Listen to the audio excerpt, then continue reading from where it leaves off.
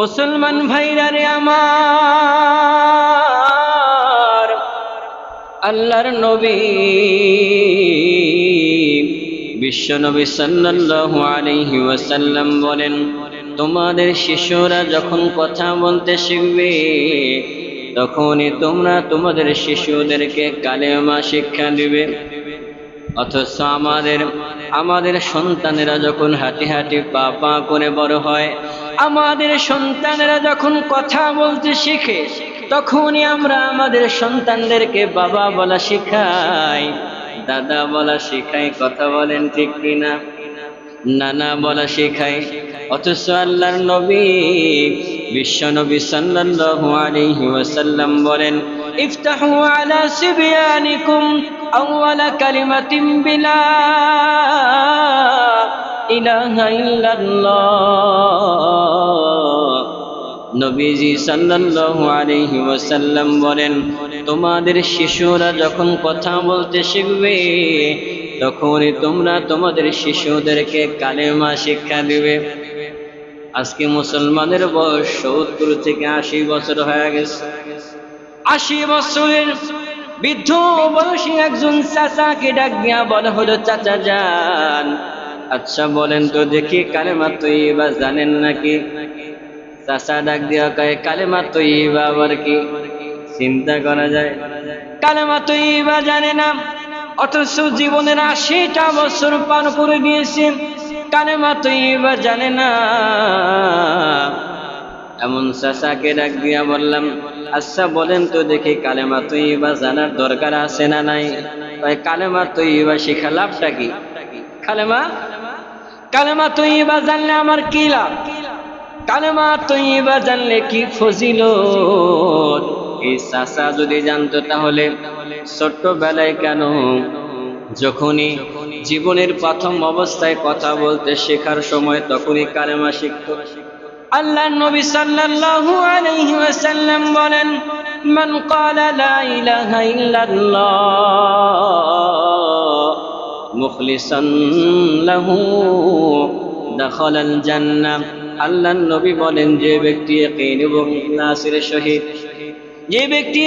এবং ইখলাসের সহিত কালেমা লা ইলাহা ইল্লাল্লাহ পড়বে, মনে প্রাণে বিশ্বাস করবে আল্লাহ ছাড়া অন্য কোনো উপাস্য নাই, আল্লাহ ছাড়া অন্য কোনো খোদা নাই, আল্লাহ ছাড়া অন্য কোনো ইলাহ নাই, আল্লাহর নবী বলেন ওই ব্যক্তি অবশ্যই জান্নাতে প্রবেশ করবে। সুবহানাল্লাহ। কালেমার ফজিলত জানে না। চাচা যদি জানতো কালেমার ফজিলত, কালেমা জানলে আল্লাহ রাব্বুল আলামিন তাকে জান্নাত দিবে, তাহলে অবশ্যই কিন্তু কালেমা লা ইলাহা ইল্লাল্লাহ জানতো, শিখতো, আমল করতো। কিন্তু মুসলমানের সন্তান 70-80 বছর হয়ে গেছে, এখনো পর্যন্ত কালেমা পড়তে পারে না। বড় আফসোসের বিষয়। মুসলমানের সন্তান 2 রাকাত নামাজ সহি শুদ্ধভাবে পড়তে পারে না। মুসলমানের সন্তান ওযুর ফরজ বলতে পারে না, গোসলের ফরজ বলতে পারে না। বড় আফসোসের বিষয়। এখন যদি বলা হয় যে গোসলের ফরজ কয়টা, গোসলের ফরজ পারবে না, ওযুর ফরজ কয়টা এটা বলতে পারবে না, অথচ নিজেকে মুসলমান দাবি করে। আর খ্রিস্টানদের মধ্যে এমনও আছে, এরা মুসলমানদের যে ধর্মের অনুশাসন যা কিছু আছে সব কিছু অনুসরণ কইরা মাইনা মুসলমানদের মসজিদে ইমামতি করে। অনেক খ্রিস্টান এমন আছে, অনেক ইহুদিকেও পাওয়া গেছে, তারা মুখে দাড়ি রেখেছে, জুব্বা পরে, মাথায় টুপি পাগড়ি দিয়া মুসলমানদের মসজিদে ইন্টারভিউ দিয়া নামাজ পড়াইতেছে। একজন খ্রিস্টান মুসলমান টেরও পায় না। অনেকদিন পর দেখা যায় আস্তে আস্তে শিরকি কথা বলে, তালিম করে না মসজিদে, তালিমে আস্তে একটা হোমিওপ্যাথিক একটা মেডিসিন দেয় যাতে করে মুসলমানদের ঈমান নষ্ট হয়ে যায়। অনেক মুসলমান অনেক বিচক্ষণ লক্ষ্য করে, কি ব্যাপার হুজুর শিরকি কথা কয় কেন? আল্লাহকে মানা যাবে না, রসুলকে বিশ্বাস করা যাবে না, জান্নাত জাহান্নাম আখিরাতকে বিশ্বাস করা যাবে না, এমন কথা তো একজন ইমাম বলতে পারে না। পরবর্তীতে দেখা গেল আসলে এই লোকটা কি মুসলমান না খ্রিস্টান। তো খ্রিস্টান হয়ে সে মুসলমানদের ধর্মীয় অনুশাসনগুলো তার মধ্যে এনে মুসলমানদের মসজিদে ইমামতি করে, আর মুসলমানের সন্তান হয়ে গোসলের ফরজ বলতে পারে না।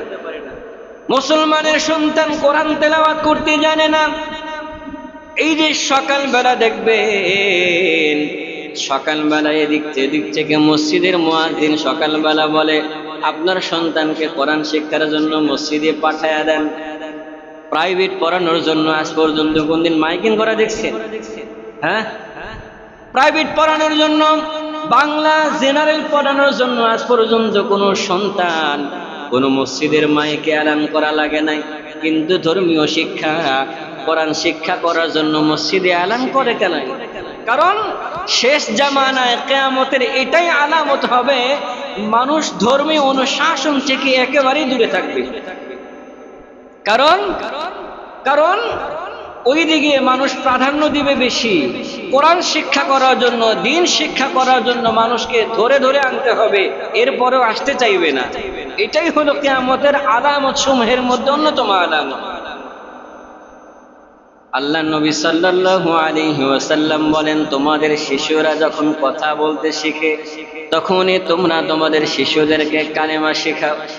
আমাদের সন্তানগুলো বড় হইলে আমরা বাবা বলা শিখাই, আমরা দাদা বলা শিখাই, নানা বলা শিখাই, কিন্তু কখনো আমরা আমাদের সন্তানদেরকে বলি না বাবা বলো তো দেখি কালেমা লা ইলাহা ইল্লাল্লাহ। বরং আমরা আমাদের সন্তানরা কান্নাকাটি করলে আমরা আমাদের সন্তানদেরকে গান শোনাই, আমাদের সন্তানরা কান্নাকাটি করলে আমরা নিজেরা গান গাই, কিন্তু কখনো মোবাইলের মধ্যে কোরআন তেলাওয়াত ছাড়ি না। আমরা কখনো এই সন্তানকে নিয়ে কালেমা লা ইলাহা ইল্লাল্লাহর জিকির করি না। যার কারণে দেখা যায় এই সন্তান বড় হয়ে গানওয়ালা হয়, যার কারণে দেখা যায় এই সন্তান বড় হয়ে গেমসওয়ালা হয়, নামাজ পড়তে চায় না, আল্লাহওয়ালা হতে চায় না।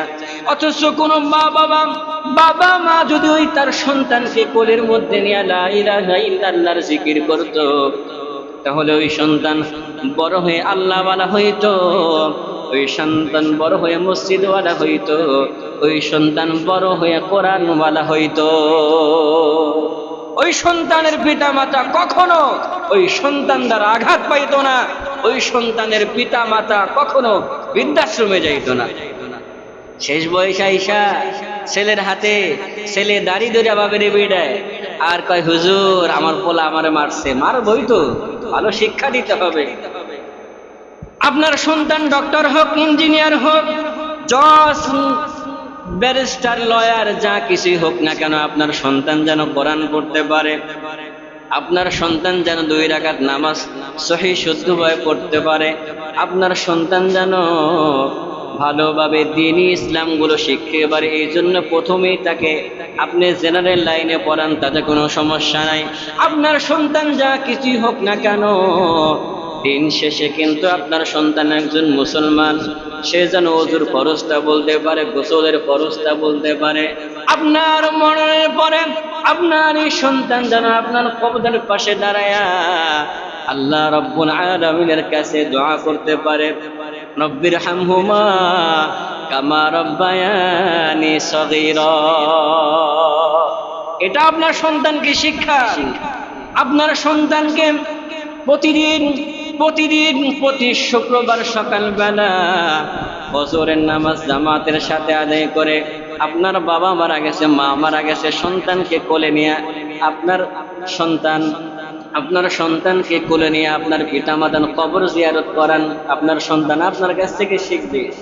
আপনি নামাজ পড়েন না, আপনি নামাজেও আসেন না, মসজিদেও আসেন না, সন্তানকে মসজিদে নিয়ে আসেনও না, সন্তান শিখবে কোত্থেকে? প্রাথমিক যে শিক্ষা, এই শিক্ষা সন্তান আপনার পরিবার থেকেই শিখবে। আজ থেকে 3-4 বছর আগে আমার এক মাদ্রাসার ছাত্র পিচ্ছি আশা বিচার দেয় যে হুজুর বলে কি কয় অমুক আমারে ওই যে মাদার একটা গালি আছে না, মাদার বয়কের মাইকের মাদার দার মাদার, এরপরে যেটা আছে ওইটা পিচ্ছি আমারে বলতেছে হুজুর অমুক আপনার অমুক ছাত্র আমারে গালি দিছে। এদিকে আসো। তুমি এই গালি শিখলা কোত্থেকে? কয় হুজুর প্রতিদিন তো আমার আব্বা আমার আম্মার এইটাই কয়। কে?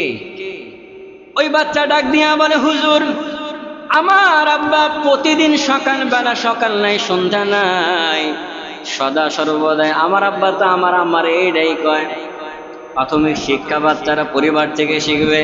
এই জন্য মুসলমান ইমানদার, আপনি আপনার সন্তানকে কালেমা শিক্ষা দেন, আপনার সন্তানকে আপনি কোরআন শিখান, যার কারণে আপনার দুনিয়াতেও শান্তি পাবেন, আখিরাতেও শান্তি পাবেন।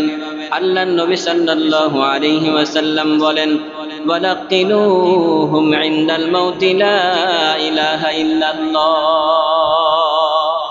কয় কালেমা তো শিক্ষা দিবেই মানুষের মরণের সাকারাত, ওয়ালাকিনুহুম ইনদাল মাউতি লা ইলাহা ইল্লাল্লাহ, মরণের সময় মুমূর্ষ অবস্থায় যখন পতিত হয়ে যাবে এমত অবস্থায় তাকে কালেমার তালকিন করো।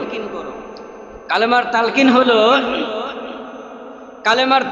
তালকিন হলো যে যখন মানুষ মৃত্যুর শয্যায় শায়িত হবে মুমূর্ষ অবস্থায়, তার আশেপাশে বসে কালেমা লা ইলাহা ইল্লাল্লাহ পড়া, তাকে বাধ্য না করা। আমরা অনেকে বলে হ্যাঁ কালেমা লা ইলাহা ইল্লাল্লাহ পড়ো, লা ইলাহা ইল্লাল্লাহ পড়ো। যে অবস্থায় সে পতিত হয় ওই অবস্থায় তার কঠিন একটা মুহূর্ত। এই মুহূর্তে আপনি যদি তাকে চাপ সৃষ্টি করেন, একে তো মৃত্যুর চাপ, আর দ্বিতীয়ত হলো আপনার চাপ।